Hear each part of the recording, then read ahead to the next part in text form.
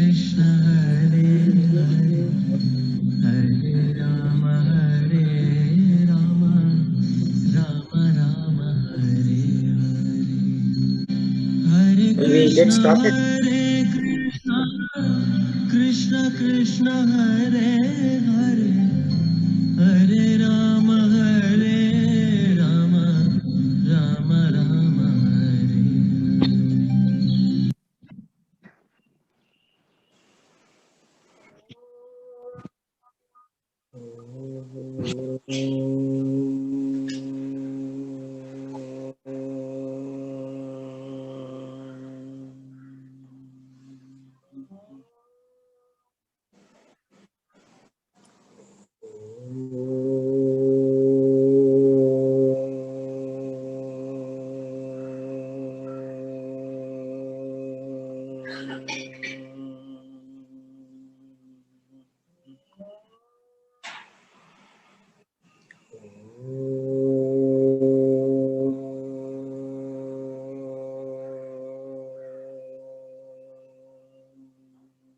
सहनावतु सहनौ भुनक्तु सह वीर्यं करवावहै तेजस्विनावतीतमस्तु मा विद्विषावहै। ॐ शान्ति शान्ति शान्ति। गीता ध्यानम्। ॐ पार्थाय प्रतिबोधितां भगवता नारायणेन स्वयं व्यासेन ग्रथितां पुराणमुनिना मध्ये महाभारतम् अद्वैतामृतवर्षिणीं भगवतीम् अष्टादशाध्यायिनीम् अम्ब त्वामनुसन्धधामि भगवद्गीते भवद्वेषिणी। नमोऽस्तुते व्यासविशालबुद्धे पुल्लारविन्दायतपत्रनेत्रा येन त्वया भारततैलपूर्णः प्रज्वालितो ज्ञानमयप्रदीपः प्रपन्नपारिजाताय स्तोत्रवैत्रेकपाणये ज्ञानमुद्राय कृष्णाय गीतामृतदुहे नमः। सर्वोपनिषदो गावो दोग्धा गोपालनन्दनः पार्थो वत्ससुधीर्भोक्ता दुग्धं गीतामृतं महत्। वसुदेवसुतं देवं कंसचाणूरमर्दनं देवकी परमानन्दं कृष्णं वन्दे जगद्गुरुम्। भीष्मद्रोणतटा जयद्रथजला गान्धारनीलोत्पला शल्यग्राहवती कृपेण वहनी कर्णेन वेलाकुला अश्वत्थामविकर्णघोरमकरा दुर्योधनावर्तिनी सोऽतीर्णा खलु पाण्डवैरनन कैवर्तककेशवः पाराशर्यवचः सरोजममलं गीतार्थगन्धोत्कटं नानाख्यानगकेसरं हरिकथा सम्बोधनाभूदितम् लोके सज्जनषट्परैरहरहः पीपीयमानं मुदा भूयात् भारतपङ्कजं कलिमला प्रध्वंसि न श्रेयसे। मूकं करोति वाचालं पङ्गुं लङ्घयते गिरिं यत्कृपातमहं वन्दे परमानन्दमाधवम्। यं ब्रह्मा वरुणीन्द्र रुद्रमरुतः स्तुवन्ति दिव्यैस्तवैः वेदैः साङ्गपदक्रमोपनिषदे गायन्ति यं सामगाः।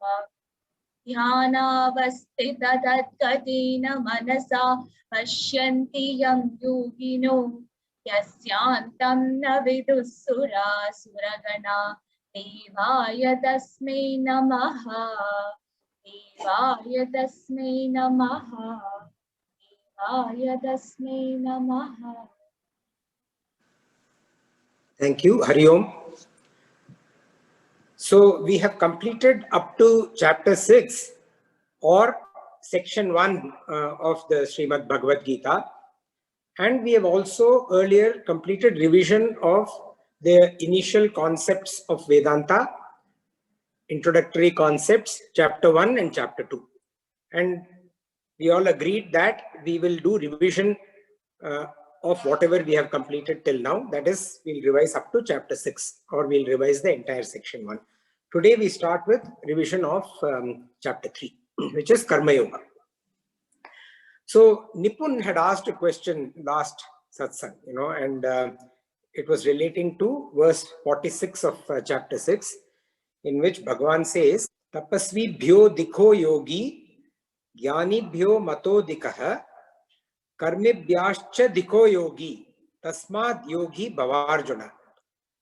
So Bhagavan says that the yogi is superior to all other practitioners of spirituality or all the other people who are progressing up the spiritual path.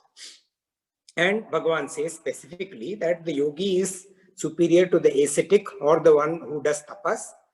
The yogi is thought to be superior to the one who is pursuing knowledge, the learned, or jnana yoga, and is superior to the one performing actions.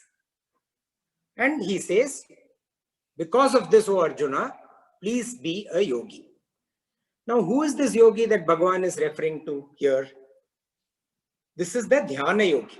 This is the one who is practicing nididhyasana with the goal to achieve savikalpa samadhi. The one who is deep into meditation. The one who is endowed with atma samyama. Now, with this revision, we have to keep in mind that we are switching back to the karma yogi. When we refer to or when Bhagavan says yogi, then we are talking about the karma yogi. Now, Nipun's question was that earlier Arjuna was wanting to exit the path of karma yoga, and Sri Krishna goaded him to stay on it, to perform his duties. And Nipun said, given this, should one first become perfect in karma yoga and then go to dhyana yoga? And if that is the case, then should we do meditation at all until we become perfect in karma yoga? Or if we are not perfect in karma yoga and do meditation, is it futile? And I had answered that question. I will not go deep into it right now. But yes, it is a sequential process. But at the same time, as we have seen in chapter 6, Bhagavan says that all the spiritual practices that you do will be of use in this life and thereafter. Now, the seed for Karma Yoga is, Bhagavan sowed that seed in chapter 2 itself. In verse 2.48 and verse 48 of chapter 2, Bhagavan said, Yogastha kuru karmani sangam tyaktva dhananjaya siddhya siddhyo samo bhutva samatvam yoga uchyate. This is where Bhagavan sowed the seed for Karma Yoga. And he said, Kuru karmani, perform your duties, O Kuru. And how do you perform your duties? Yogastha. Yogastha means steadfast in yoga, Karma Yoga. Karma Yoga means Ishvara Arpana Buddhi, Prasada Buddhi. Doing all your actions, performing all actions, doing karma with the attitude of Ishvara Arpana, submitting to the Lord, performing everything for the higher ideal, and receiving whatever comes as prasada, as benevolence, with equanimity. Prasada means benevolence or prasad. Prasada also means equanimity. So this attitude of performing karma makes karma into Karma Yoga. And Bhagavan said, Yogastaha, steadfast in this attitude, steadfast in this yoga, perform all your actions.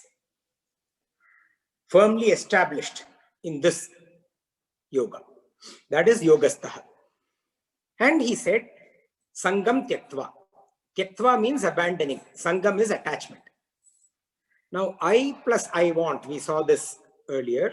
I plus I want is attachment. Sangam is attachment to the I. And Bhagavan says, give it up. Tyaktva. Phalam Tyaktva is attachment to the result of action, of whatever we are doing. And Bhagavan says, give that up also. And then he said, Siddhya Siddhyo Samo Bhutva. Siddhya, Siddha, Asiddha. Siddha is in success, Siddhya is in success, Asiddhyo in failure. Both in success and in failure have a equanimous attitude, being be samaha. Look at it in the same manner. And then Bhagavan said, when you do this, samatvam yoga uchyati. This evenness of mind, this samatvam is called yoga. He gave a beautiful definition for yoga, thereby glorifying karma yoga. So a clear instruction that Bhagavan gives Arjuna in chapter 2 is that you should perform, you must perform karma yoga. In fact, Bhagavan says Arjuna's eligibility is only for karma yoga. And a few verses that he covered these points are, in verse 31, he said, Dharmadi yuddhyat shreyonyat, which means nothing is higher for a soldier than a righteous war. Dharmadi yuddha, righteous war. Shreyaha is the highest for a soldier. In verse 47 of chapter 2, he had talked about the eligibility of the person who is in this stage of the spiritual path. And he said, Karmanye vadhikaraste. The only adhikara that you have is karma. That is all. That is your eligibility. And then in verse 48, we just saw, he said, Yogastha Kuru Karmani. Perform your duty steadfast in yoga, in karma yoga.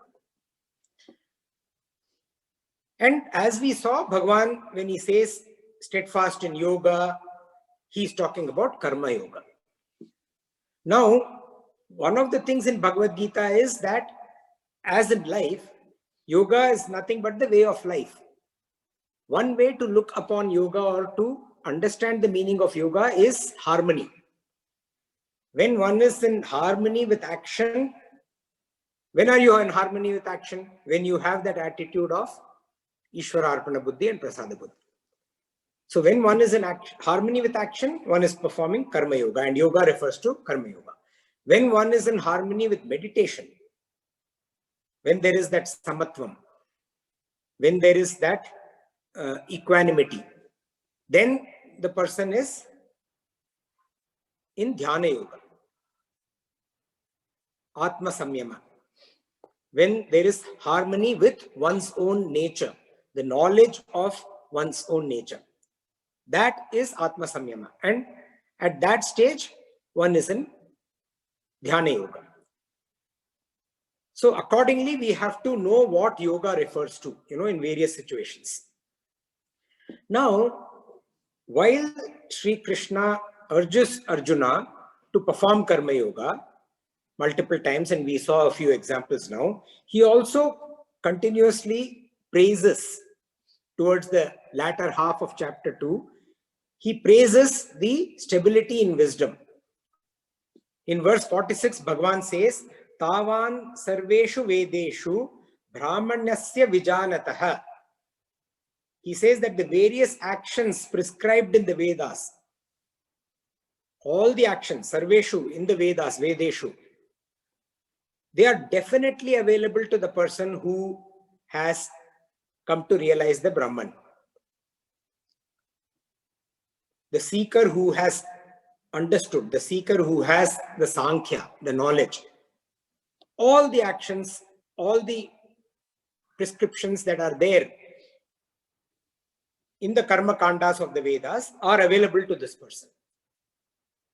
He actually gives an example of the ocean, the lake, the water in the lake. And then in verse 55, he says, Atman yevatmana tushtaha sthita pragyas tadochyate. When a person is fulfilled in the self, as the self, that person is said to be of steady wisdom. Fulfilled in the self as the self, he is of steady wisdom. And then in verse 72, the last verse of chapter 2, Bhagavan had said, Isha Brahmi Sthiti Partha.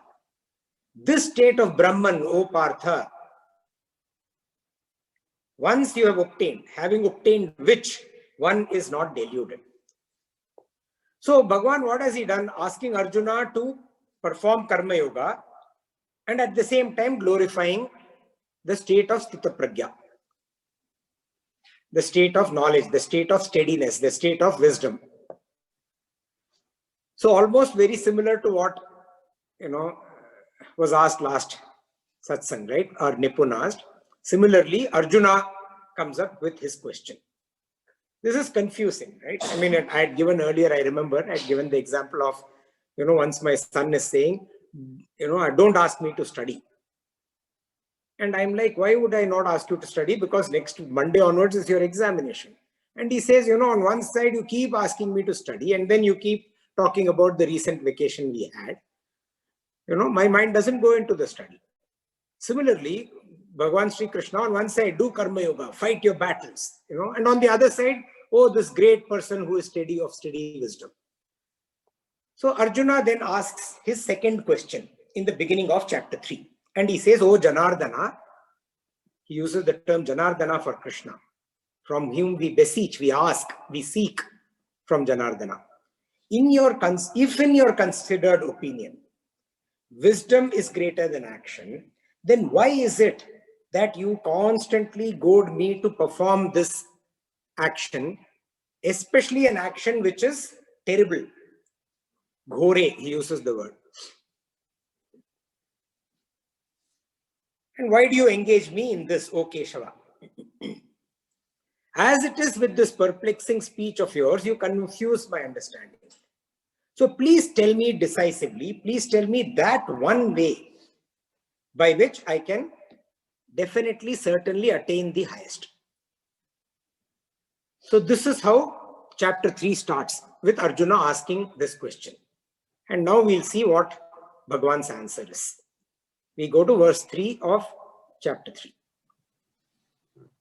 Bhagavanu vacha lokesmin vividha nishta pura prokta maya nagha jnana yogena sankhyanam karma yogena yoginam. Sri Bhagavanu vacha, the blessed Lord said.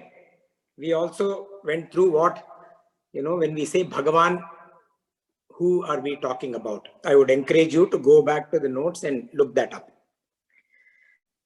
Bhagavan said, as I have told you before. So he is referring to what he has said before. As I've already mentioned to you, in this world, there is a twofold path for abidance. Depending on who the person is abiding, who is this person who is following this spiritual path. Depending on that, there is a twofold path. For the people who have knowledge, who have attained the purity of mind, who have attained Chitta Shuddhi, the path of Jnana Yoga is prescribed. And for the people who are still working on it, who are still working to remove the impurities from their mind, the Shadripus, for them, Karma Yoga is prescribed. For the people who are focused on Swadharma, which is performance of their duties, for them also Karma Yoga is prescribed.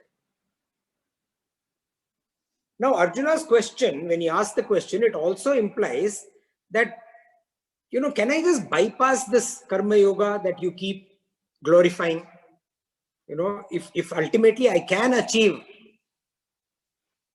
the ultimate goal of life, if I can achieve that through dhyana, through jnana, then can I just bypass? Can I just leave this battlefield, go sit down in meditation and achieve the ultimate?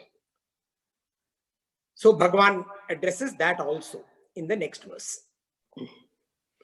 न कर्मणामनारम्भान् नैष्कर्म्यं पुरुषोऽश्नुते न च सन्न्यसनादेव सिद्धिं समधिगच्छति.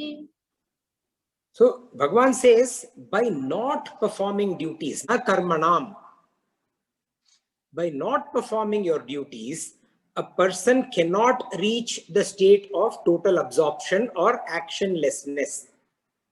Naishkarmyam means actionlessness. So just by not performing your duty, you cannot reach that state of total absorption, that state of actionlessness. Nididhyasana is not possible if you have duties that are left over to be performed, that you have not completed. If you have not completed your Karma Yoga. And Bhagavan says, nor by merely giving up action, by mere renunciation, does the person attain perfection in Samadhi. Siddhau is perfection. So just by giving up, like Arjuna says, can I just bypass it? Can I just give this up and go and sit down and start meditating? Just by merely giving up, you cannot attain that perfection in Samadhi. And then he continues. Nahi kaschit kshanamapi jatu tishtatya karma krita karyate hyavashak karma sarva prakriti jay gunaihi. So Bhagavan says that a person cannot even remain without performing action, even for a moment. Because by the person's nature, and we will come to that later also, the gunas, the tri-gunas that govern the nature of that person, the person is forced to act. We all know this, when we sit down in meditation, how long can we sit down? We have practiced that, we have experienced that ourselves. After some time, the mind starts wandering.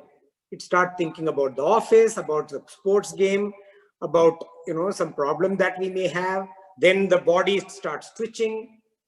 We get the pins and needles. You become uncomfortable where you're seated. You want to shift. All that stuff. But the sheer nature of human being is action. So for us to get to a stage where all these things, which are in the mind and which are in the body, for them to stop bothering us, to be able to sit. Let's come to contemplation later. Just to be able to sit quietly for 15 minutes, 30 minutes, 1 hour, 2 hours. That itself, the nature of the person prevents that from happening. And once we have harmonized our physical abilities and are able to sit down, then we have to harmonize our mental abilities, rein in the mind, the chanchalam mind that we saw in the last satsang. That we have to rein in from wandering here and there. So the sheer nature of a human being forces action. And even if we think that we are not going to act, we will be forced to act. And he continues in verse 6. Karmendriyani samyamya ya aste manasa smaran indriyarthan vimudhatma nityacharasa uchyate. Karmendriyani. Karmendriyani means the indriyas which are dedicated to action. The jnanendriyas are the senses of perception, and the karmendriyas are the organs of action. The organs of actions are what? They are the hands, the legs, the vocal cords, the reproductive system, and the excretory system. These are the 5 organs of action. A person who does not act through his organs of action, that is, he has restrained them, all these organs of action, but the mind is wandering in the material world, in the object world. Bhagavan calls that person a mithyachara, a hypocrite. That person is cheating himself or herself. So mental dissipation is even more dangerous than physical indulgence. It is actually better to use the faculties to do service in the world. Like a lot of spiritual practitioners, they believe in service.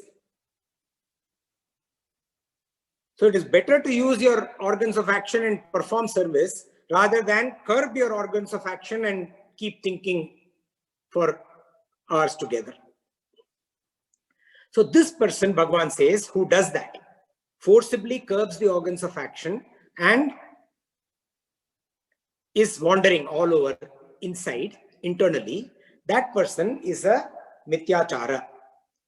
Mithya means false, Achara is conduct. A person of false conduct. And then he continues. Yastvindriyani manasa yamyarabhatirjuna karmendriyai karma yogam asaktasa vishishyate. So he says, tu, here that word tu is there. Yastvindriyani, yastu indriyani, tu. But to contrast, in contrast to that person who is curbing the organs of action and letting the mind wander, as against that person, the person who knows that her wisdom is not steady, understands that, acknowledges that, controls the senses, which are the organs of perception. And how does this person control the senses? Through the mind.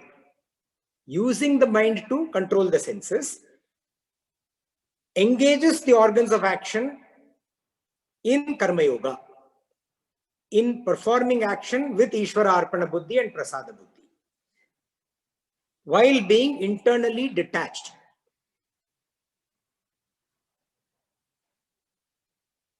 That person excels. So Bhagavan says, act you must. You cannot not act. Because when you have still not reached that state of Chitta Shuddhi, where the impurities, the distractions, the disturbances that are there in the mind, they have not gone away. They are still there. So in that situation, one has to act, but act with the right attitude. And further, Bhagavan continues. He comes out with a very beautiful philosophy now. We'll go to verse 9. How should a person act with the right attitude? Yajñātāt karmano nyatra lokoyam karma bandhanaha tadartam karma kaunteya mukta sanga samachara. Yajñārtāt. Yajñārtāt means for the sake of yajna. Yajna implies sacrifice. Yajna means sacrifice. For the sake of sacrifice. Oftentimes, sacrifice means yajna is confused with a fire ritual. No, that's not the yajna that is referred to here. Giving up is what sacrificing or yajna is referred to. Like even in the fire sacrifice, you give up, you sacrifice the ghee, you sacrifice the rice, whatever you are putting into the fire, you are giving it up. So that is the root meaning of yajna. Giving up something. That sacrifice, giving up, what do you give up? Which you would otherwise use for some other purpose. So anything that you would use for something else, if you give it up.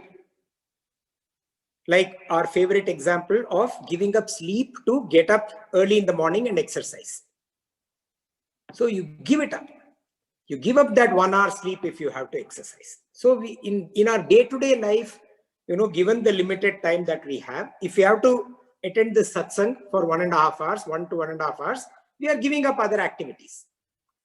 So that sacrifice, when you give up something else that you would do for something that you are doing, and when that something that you are doing is for the higher purpose, is for the Lord, is for the higher purpose, is with that Ishvara Arpana, dedicating to the higher sense of purpose, then it becomes easier to give. So when you truly have this goal of getting fitter or losing weight, as the case may be, as your higher purpose, or winning a tournament like we have said earlier for Roger Federer, then he gives up the thought or the deep involvement into one game. By giving up the deep attachment into a game, he is able to perform better for the tournament. So giving up with dedication to a higher ideal makes this sacrifice a lot easier. And Bhagavan says that any other action other than yagyartharth, any other action other than the action done for the sake of sacrifice, Bhagavan says, leads to bondage that is caused by that very same action. So if we sleep that extra 1 hour, 2 hours, 3 hours, then we are bound to that sleep by the action of sleeping. The same action binds us to stay in that same level. And Bhagavan says, perform with excellence, action for that sake. What sake? For the sake of sacrifice. And he says, free from attachment, O Kaunteya, Mukta Sangha Samachara, and perform with excellence, free from attachment. Now, Bhagavan, like I said, is introducing a very interesting and novel concept. The spirit of yajna, or the spirit of cooperative endeavor. And what is this? You know, in a world of today, I mean, in the olden days, we would say law of the jungle, right? But in modern time, the law of jungle is law of economics. In this modern world where the law of economics is the law of the jungle, each one is for herself or himself. There is cutthroat competition, you know, try and get on top of the head of somebody else to achieve what you have to achieve for selfish purposes. So that has become the quote unquote law which most human beings are abiding by. Whereas every species in the universe is created with a nature to abide by the universal law. And most species do that. Almost all other species, actually every other species, I would say, even a carnivorous animal that is about to, you know, by nature, for survival, eat another living creature, if there is an element of tenderness, love, or need that is perceived by this carnivorous animal, spares at the cost of, at the sacrifice of, you know, the hunger that is there. So even every other species follows this universal law of tenderness, universal law of love, mercy, kindness. But human beings, we have left it behind in this law of economics.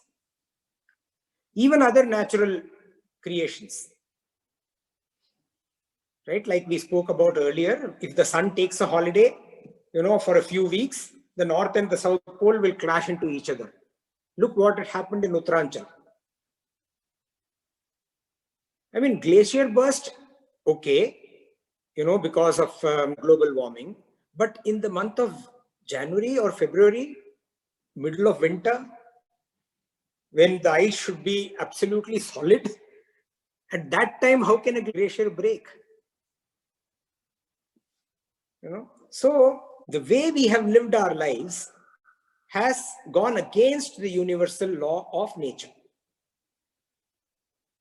And deriving pleasure from working for a higher ideal, which is worship, is yajna. And that is the concept that Bhagavan is bringing in here. And in the next few verses, Bhagavan is talking about the concept of Vedic socialism. How to work with a spirit of service without the motive for selfish gain. And Bhagavan says, Sri Krishna says, only in the spirit of cooperative endeavor can all species prosper. That is what he will say now, where we are able to cooperate with each other, where we are able to live with the spirit of service to the other elements of creation. If we didn't have this level of intellectual consciousness, we would do it naturally, like a lot of other species do. But because we have got this high level of intellectual consciousness, we choose not to do it. And Bhagavan is goading us constantly again and again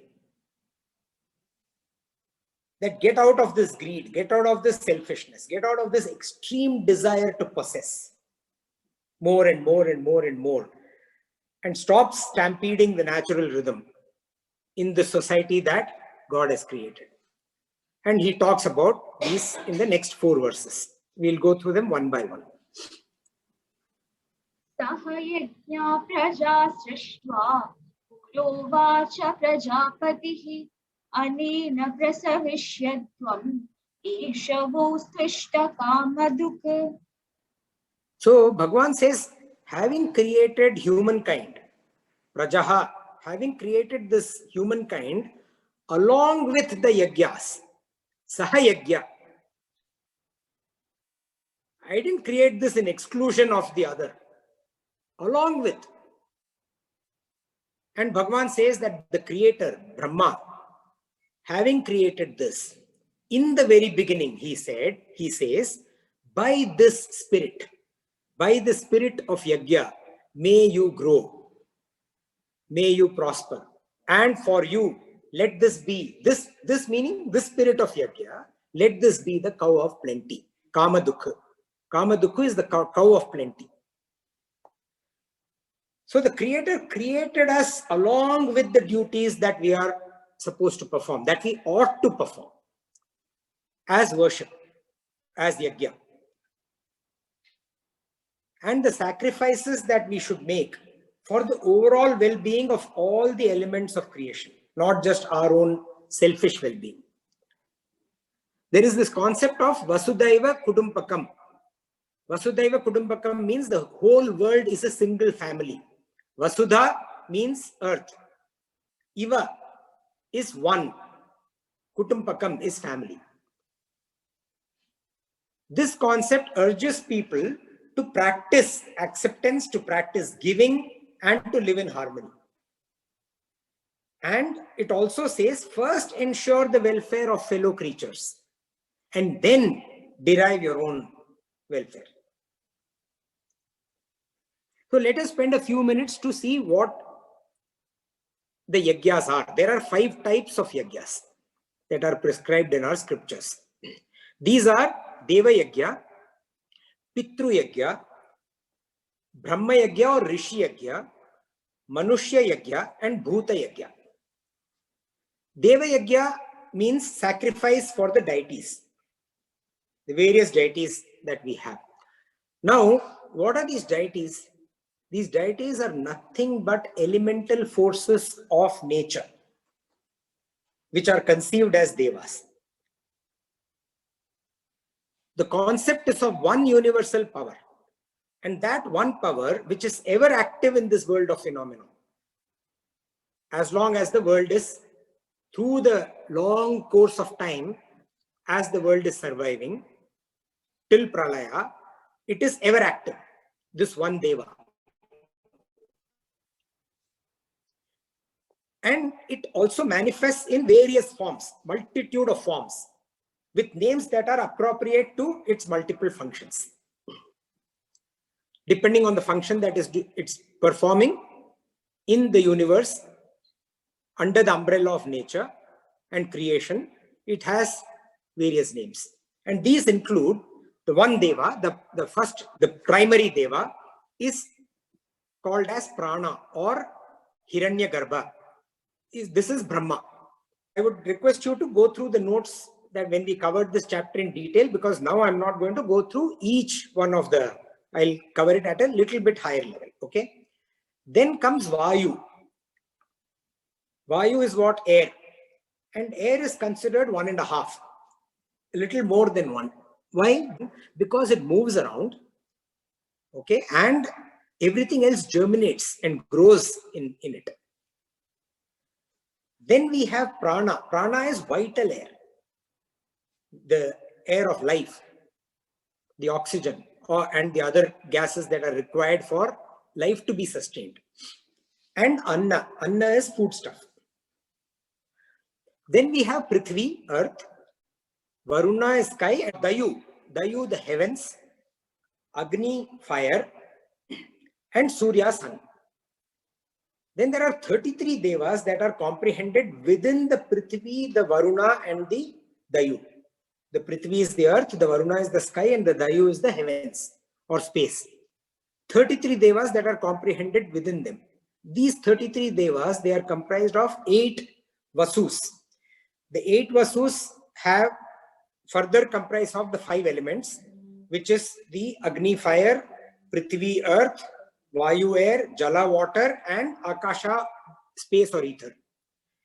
Plus, in addition to that, the Surya sun, the Dayu heavens, and the Soma nakshatras, which are the moon and the stars. In addition to the 8 vasus, there are the 11 rudras. The 11 rudras are the personification of the 10 kinds of prana, which is the vital air. The vital air is further has 10 kinds of personifications, the pranas. And these are responsible for the metabolic processes of the physical being, of all physical being.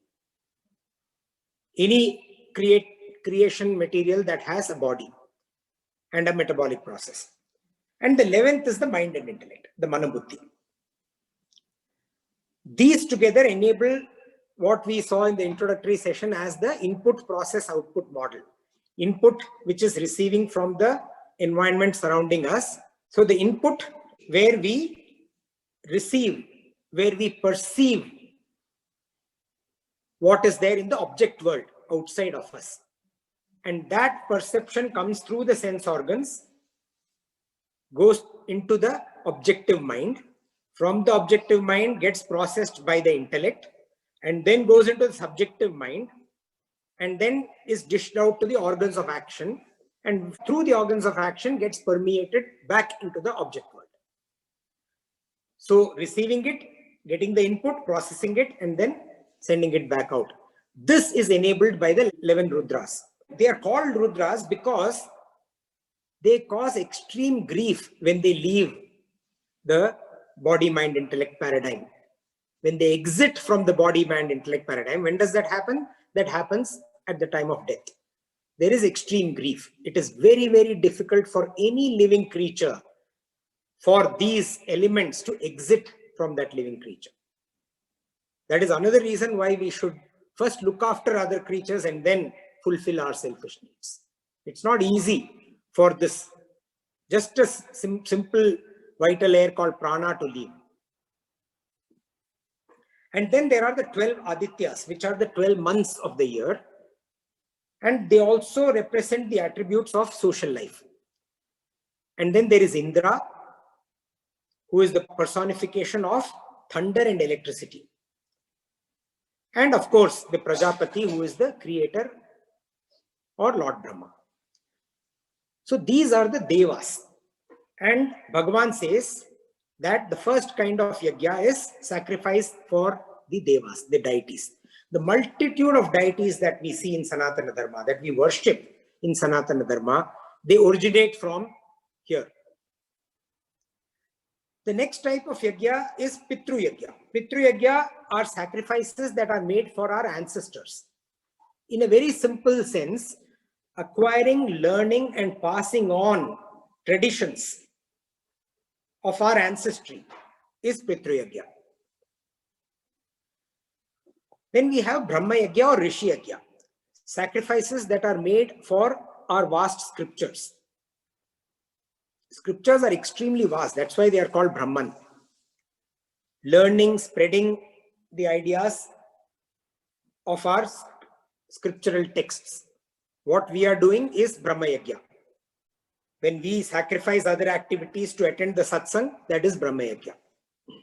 Then there is Manushya Yajna. Manushya Yajna is sacrifices that are made for fellow human beings. Duties towards our family, taking care of others, helping someone who is in need, helping those who are not as fortunate. Socialism in governance comes from Manushya Yajna. Equitable distribution comes from Manushya Yajna. And then there is Bhuta Yajna. Bhuta Yajna is sacrifices made for other creatures, all other creatures under creation, letting everything else grow and prosper, not using the elements of creations, the Bhuta, for our selfish desires, to fulfill our selfish desires. That is Bhuta Yajna. This verse is actually one of the most beautiful and the most abused ones. the Creator created the universe as one cosmic community. And Bhagavan will talk about that in a bit. Along with the spirit of service, along with the capacity and the spirit of sacrifice. And Sri Krishna declares, by this spirit of sacrifice, shall you live together, may you live together, share, grow, and prosper together. There's a question saying, can you give example of Bhuta Yagya? I mean, looking after your, like how we do worship of the cows, how we live, in harmony with, if you go to some of the old ways of living in villages and all of that, there will be a home, there will be a family, and then there will be a cow. You will feed the cow, and the cow will give the dung, the milk, the calf, all of that. When one of the things that I noticed when I went on this trek, it was winter time, okay, December, extremely, extremely cold. So when it is extremely cold, there is snow, and even if there is no snow, the grass is all frozen. There is ice on the ground. So you will find, the grass is dry, and in fact, you will find ice all over. So where will the cows graze? So people actually climb up the trees, and most of them are ladies. They actually climb up the trees. These trees are like tall trees. They get leaf that is edible for the cows. They carry it on their back, huge load, and they absolute manual labor, which probably is maybe half a day, maybe a little more than half a day, and then feed it to the cows. The cows eat happily, and then they give their milk and the manure. So if we are living in mutual respect for every element of creation, at least if we don't harm, the best example I can give is, I would encourage everybody to turn vegetarian, if not vegan. At least we don't have to harm other living creatures. Like I said, the Rudras, it causes grief when it leaves the body, mind, intellect paradigm. So these are the best examples that we can give for Bhuta Yagya. And he continues in the next verse, verse 11. Devan bhavayatanena te deva bhavayantu vaha parasparam bhavayantaha shreya paramavapsyatha. Devan bhavayatanena, with this Yagya spirit, may you nourish the gods. Bhagavan is saying. And then he says, te deva bhavayantu vaha. And may those gods nourish you in return. First you nourish them, and then they nourish you. When you say Deva here, Deva is representative of Deva and the other four. All of them. Okay? That is what Deva is representative of here. All the 5 Yagyas. Parasparam bhavayantaha. In this way, mutually nourishing each other.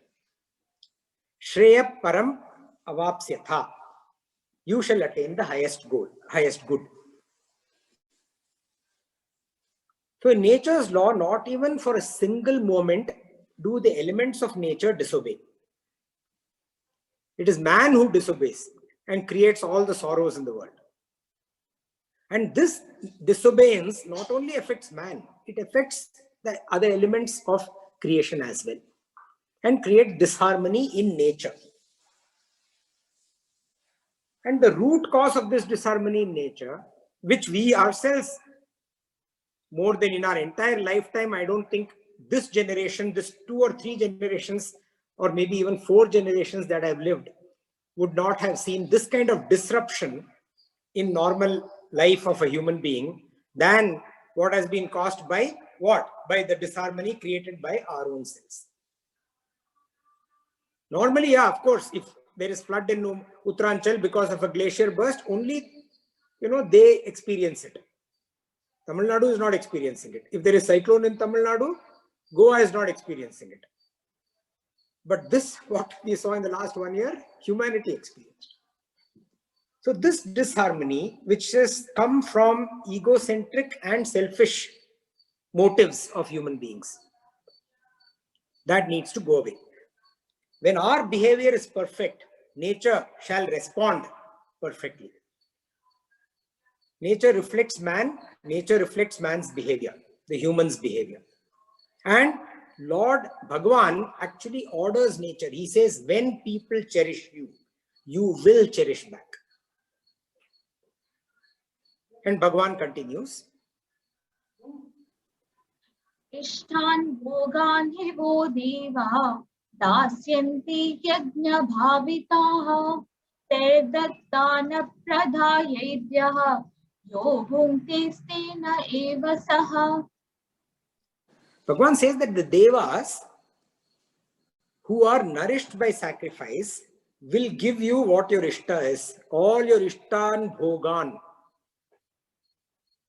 Whatever you want to, the bhoga means enjoyment. Ishta means whatever you wish, whatever the desires that you wish to enjoy. All your desires for enjoy, connected to enjoyment. When you nourish and when you ensure that the devas are nourished, they will ensure that you get these desires fulfilled. You are able to enjoy your desires. Indeed, one who enjoys what is given by the devas without offering back to the devas, Bhagavan says, is a stena. Stena means a thief. A person who receives and enjoys the bountiful nature, what nature has to give, without offering back, without serving, without sharing, Bhagavan gives a title to this person, and that title is a thief, stena. Mahatma Gandhi said, and I quote, the world is sufficient for everyone's need, but not for a single person's greed. And on the other hand, Bhagavan is now talking about the other person in the next verse. यज्ञशिष्टाशिनः सन्तः उच्यन्ते सर्वकिल्बिषैः भुञ्जते ते त्वगं पापा ये पचन्त्यात्मकारणात्. Bhagavan says that those who enjoy the remnants, the remains of what is there after nourishing the devas, the pitrus, the brahmas, the manushya, the bhutas, after nourishing them, whatever remains, like in a fire ritual, what do? You sacrifice. What remains? Then you feed some of the people like who are supposed to be fed first. Whatever remains is what the performer of the sacrifice has in the very end. Similarly, when you receive guests home, you feed all your guests, and whatever remains is what you... When we say whatever remains in today's world, the prosperous people, there is enough remains, and remains for the rubbish can also. Not that remains. Whatever remains means, in the olden world, or even now when you go to some homes, whatever remains means whatever is left over. So when we enjoy, after nourishing others, what is left over after nourishing others through the 5 yagyas, those people, Bhagavan says, are noble and they are freed from all sins. What is sins? Again and again and again, Bhagavan talks about sins. Sin is nothing but the impurities in the mind, the disturbances in the mind. When you live in this manner, there is a natural peace that descends into your mind. You actually may be hungry because there may be nothing left over to consume, but your mind is at peace. You're happier. But those who cook and consume for their own sake, they, Bhagavan says, are indeed wicked and sinful. So for this verse, I love to quote, this Netflix series called Our Planet. It's a beautiful series. There, and I quote, it says, nature and its relationships of mutual giving have taken millions of years to evolve. Mutual giving, nature and its relationships of what is Netflix saying? Exactly what Bhagavan just said so many years ago, eons ago, to Arjuna. However, because of one species, the humans, this could all be gone in a decade. Unquote. And it gives various examples. Some of them are, in the last 20 years, poaching for bushmeat has halved the population of gorillas in the Congos. The gorillas and the elephants, they are supposed to be the gardeners of the jungle. Because, they are like the germinators. They carry seeds in their bodies. Seed dispensers. More than half of the trees in the jungles of Africa, in Congo, they owe their existence to these large animals, the gorillas and the elephants. Gorillas are poached for bushmeat. Elephants are poached for tusks. And the depletion in their population is resulting in humongous loss of, the megafauna. And that megafauna leads to the loss in megafauna leads to the glacier burst in winter. So it all comes around. It will have far-reaching effects on our planet and the future of our planet. Not just the second largest rainforest, but that same loss of megafauna in the second largest rainforest causes glaciers to burst and ice to break in the Arctic in winters. And the diversity of nature, it depends upon no one species gaining an upper hand. But tragically, the human beings have not just gained an upper hand, they have gained upper everything. So there is this beautiful example of this bridge that is called the Bridge to Nowhere. I've also included the picture in my notes, but it'll be very interesting for you to read up on this also. It's called the Choluteca Bridge.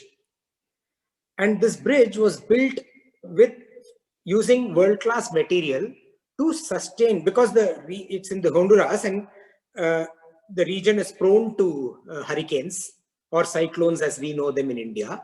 And this bridge was designed and constructed in a manner to withstand the severest of hurricanes.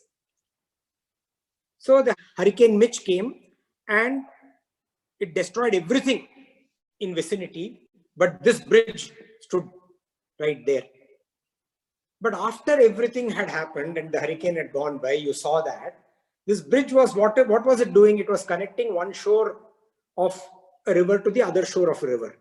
The entire river shifted course, and this bridge stands out there away from the river. It's a beautiful image that you guys must see.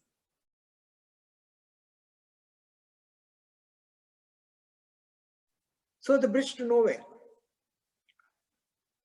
So we have to hope that our planet overcomes this assault of humans. And also the humans learn the principle of Karma Yoga.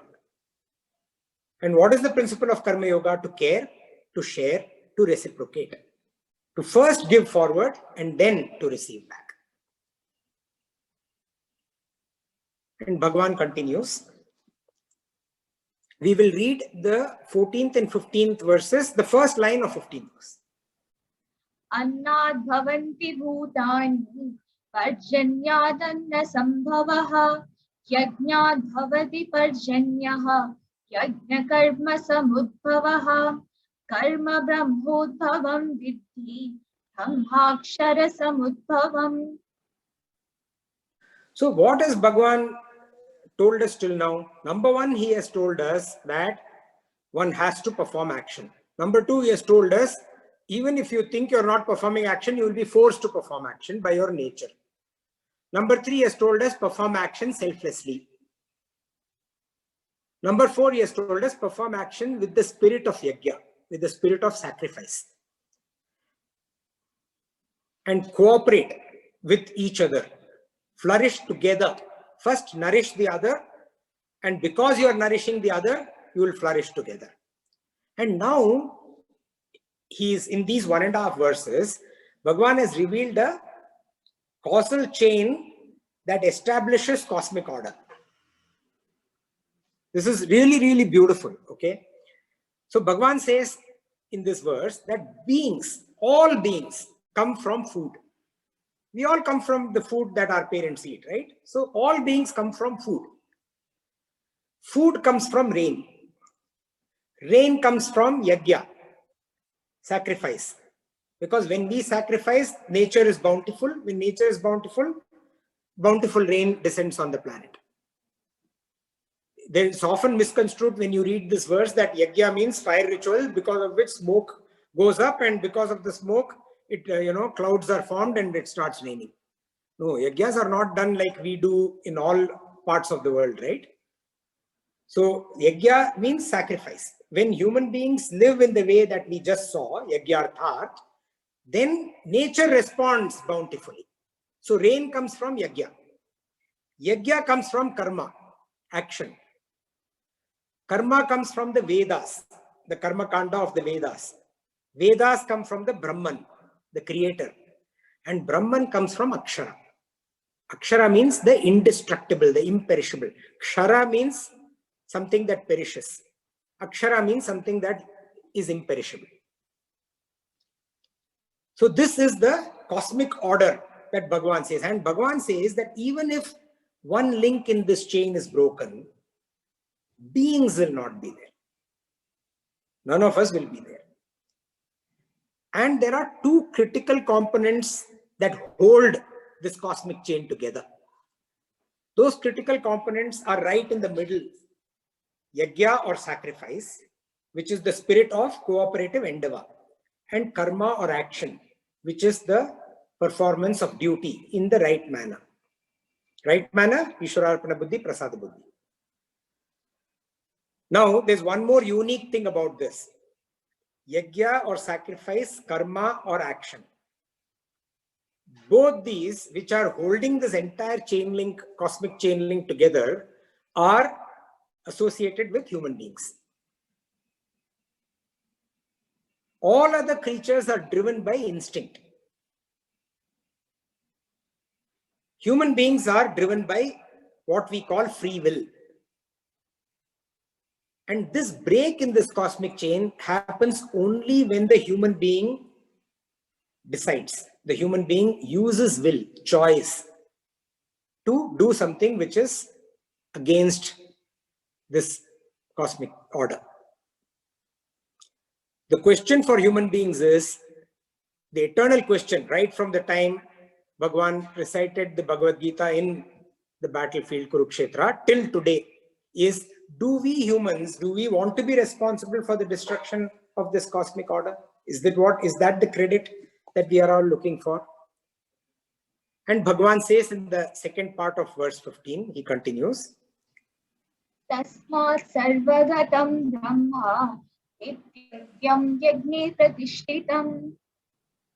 He says, therefore, tasmat, therefore, the all-pervading Brahman, sarvagatam Brahma, it is ever established in yajna. Nityam, always, pratishtita, established in yajna. And he says to human being, what he implies is so much depends on you, because this yajna and this karma depends on you. Because you can change the way it is supposed to be done through free will. Oh human being, please take care. If the all-pervading Brahman is established in yajna, is focused on yajna, then what right do you have not to be? We don't have any excuse. Now, there's one thing which I really, really like.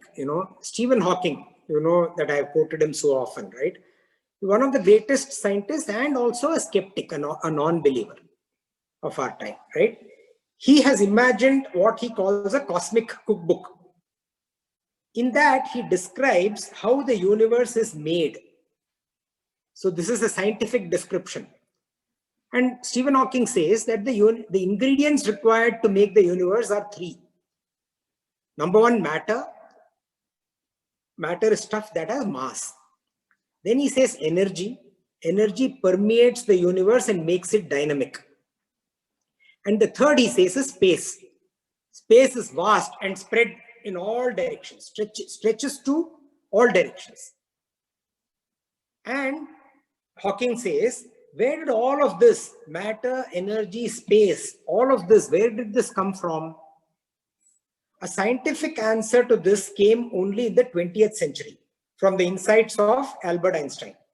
Albert Einstein said that mass and energy are basically the same thing, two sides of the same coin. When he coined, E is equal to mc square, which means mass can be thought of as energy and energy can be thought of as mass. So in the 20th century is when humanity figured out scientifically where matter, energy comes from.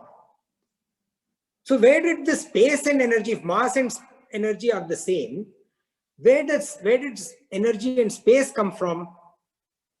Science says that both were spontaneously created by an event that we know as Big Bang. The Big Bang created both energy and space at the same time. And how did this Big Bang simply where did it come from? Out of nowhere? There is something called negative energy. So scientists say that the Big Bang came from negative energy. Spiritualists say that Big Bang came from God. Call it Big Bang, call it whatever you want. It came from God. So we'll see, whether science, spiritualists, all of them, they come to terms with each other. But I would like to link, when I saw this, when I read the Stephen Hawking's book, and, you read Bhagavan's verse together, what we just went through, verse 14 and 15. And just link the two. It's so beautiful. What Stephen Hawking is saying, a non-believer, Bhagavan said centuries ago. So Bhagavan's cosmic chain, okay? Beings, food, rain. They are matter. They have mass, as per Stephen Hawking, okay? Bhagavan, what he calls yajna and karma, both are energy, and these permeate the universe. And what Bhagavan says, the Vedas and the Brahman, they are space, they are vast. And like science, Albert Einstein showed that matter and energy are the two sides of the same coin. Beings, food, rain, yajna, karma are two sides of the same coin, elements of the cosmic chain. Much, much, much before, whether it is Einstein or Galileo or Stephen Hawking. So we have seen, to do a quick kind of a recap or summary, because these are beautiful verses in the Bhagavad Gita, extremely relevant in today's world. So the arguments raised by Sri Krishna, in chapter 2, okay, they confuse the seeker initially. It's always good to kind of cause some disturbance in the student's mind, which will then alert the student to learn properly. So not only in terms of what is it that will take me to the right goal, but also what should I do? And the confusing options that present themselves are that should I be following the path of knowledge, be a Jnana Yoga practitioner? Should I be following the path of action, perform Karma Yoga? Should I do both together, along with each other in synthesis, or should I renounce both of them? And Bhagavan says that there is a twofold path, depending on the kind of person. When the person is active in nature, perform Karma Yoga, and a person who is contemplative in nature, perform Jnana Yoga. At the same time, Bhagavan says that the two paths are complementary to each other and are to be practiced serially, one after the other. Because why? Acting selflessly, devoting action to the Lord, not wishing for the fruits, Ishwararpana Buddhi, Prasada Buddhi, helps the mind exhaust its existing disturbances, imperfections, completely erases all the impurities, the shadripus. They go away. And when that happens, the mind gets purified. Thus purified, the mind gains the poise. With this poise, the mind is able to contemplate and get deeper into meditation. That is why it is important to perform it sequentially. Then Bhagavan says, brings out a beautiful concept. Okay, he says that a person cannot reach a state of actionlessness by not doing duties, na karmanam. So karmanam essentially are duties that are prescribed as the niyata karma. Niyata karma are duties that ought to be done depending on your role, depending on the position, depending on the stage of life, depending on what we are doing, things that we have to do, the prescribed duties, the obligatory duties. And these niyata karma or obligatory duties are of two types. The first is nitya karma. Nitya karma are daily duties, regular duties, duties that are indispensable in our day-to-day life. Without these duties, living robustly is not going to be possible. So for robust living, these duties are essential. Sleeping is essential, eating is essential, bathing is essential, daily worship is essential, paying bills, essential, following rules when we are driving or any other kinds of rules, essential. So essential duties which are indispensable, if we don't do them, life is going to get affected in a negative manner. Then there is naimittika karma. Naimittika karma are karmas that come from nimitta. Nimitta means the occasion, the situation we are in, the occasion which we are faced with. Duties that arise from one's vocation, the job that we do, role, position, circumstances that we are in our life, and so on. And together, these two are duties that bind us. That is why they are called bounden duties. We must do them. We ought to do them. Sometimes one can take precedence over the other. For example, it is okay to not eat or to skip a meal, to not cook food if one has to take care of a sick friend. That's okay. And then Bhagavan also says, so one, he says what? He says a person, by not performing this duty, you cannot reach a state of actionlessness. And then he says by just renouncing, by just walking away, a person cannot attain perfection in samadhi. Naishkarmyam. Cannot reach that state of naishkarmyam means total absorption, thoughtlessness. So running away from life cannot help in reaching the highest goal of evolution. Then Bhagavan brings another interesting concept of a hypocrite, mithyachara, a person of false conduct. Who is this hypocrite? One who pretends to be meditating while the mind intellect is wandering all over, outwardly pretending to be meditating. And along with that, Bhagavan says, one who is outwardly in action, completely engrossed in action, but inwardly is focused on the higher ideal. That person, asaktaha sa vishishyate, intellectually detached, this person excels. Then this beautiful concept of yagyarthat that we just went through, for the sake of sacrifice. And sacrificing with the higher ideal in mind makes sacrificing a lot more easier. And Bhagavan talks about the spirit of cooperative endeavor, the concept of Vedic socialism, not being selfish, not acting for selfish gain, and so on. And he says that a person who does so is a stena, a thief. He defines that person as a thief. And finally, we saw he comes up with this wheel of cooperation, this cosmic wheel of interdependence, where one thing leads to the other. We are all, the chain itself is interdependent. Beings come from food, food comes from rain, rain comes from yajna, yajna comes from action, action comes from the Vedas, Vedas come from Brahman, Brahman comes from Akshara. And he also says that the two most crucial elements, O human being, are in your hands, the yajna and the karma.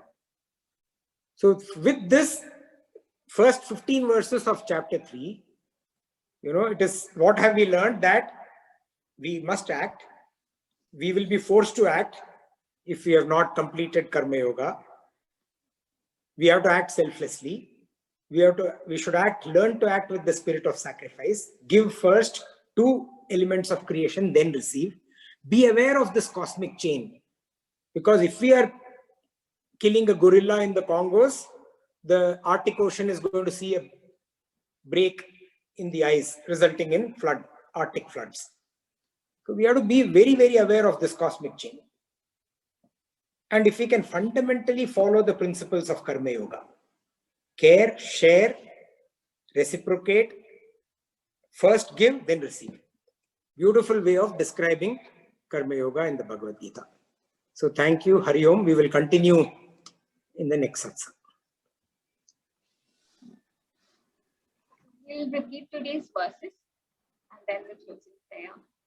Sri Bhagavanu Vacha Lokesmin Vividha Nishta Pura Prukta Mayanaka Jnana Yogena Sankhyanam Karma Yogena Yoginam Na Karmanam Anarambhan Naishkarmyam Purushushruti Na cha Sanyasana Deva Siddhim Samadhigacchati Nahi Kaschit Shanamapi Jadutishtatya Karma Krita Karyate Hyavashak Karma Sarva Prakriti Jailgunehi Sarvindriyani Samyamya Ya Asti Manasasmaran Indriyartha Vimudhatma Mityacharasa Uchyate Yastvindriyani Manasa Niyamyaravadijuna Karmendriyai Karma Yogam Asakta Savishishyati Yajnadat Karmano Nyatra Lokoyam Karma Bandhanaha Tadartam Karma Kaunteya Mukta Sangha Samachara Saha Yajna Praja Srishtva Purovacha Prajapatihi Anena Prasavishyatvam Ishavoslishta Kamaduk Divan Bhavayatanina Te Deva Bhavayantu Vaha Parasparam Bhavayantaha Shreya Paramavapsyatam Ishtan Bhogan Hivo Deva Dasyanti Yajna Bhavitaha Terdattana Pradhayebhyaha Yo Bhunti Stena Eva Saha Yajna Shishtashinas Santaha Muchyanti Sarva Kipishaihi Punjati Te Tvagam Papa Ye Pachantyatma Karanat Annat Bhavanti Bhutani Parjanyadhanna Sambhavaha Yajnat Bhavati Parjanyaha Yajna Karma Samudbhavaha Karma Brahmodbhavam Vidhi Brahmakshara Samudbhavam Tasmat Sarvagatam Brahma Nityam Yajne Pratishtitam Om Asato Ma Sargamaya Tamaso Ma Jyotirgamaya Pratyorma Amritam Gamaya Om Purnamada Purnamidam Purnat Purnamudachyate Purnasya Purnamadaya Purnameva Vashishyate Om Shanti Shanti Shanti Hari Om Shri Guru Bhyo Namaha Hari Om. Hari Om. Thank you. Any thoughts? Vasudha Anu put a thought there saying, yeah, you know, what is so relevant and spoken about today, Bhagavan had, you know, in terms of giving back to nature, Bhagavan had talked about ages ago. Any thoughts, comments? Okay, if there are no thoughts, comments or questions, we can say Hari Om for today and we'll continue with chapter 3 revision next satsang. Thank you all. Hari Om.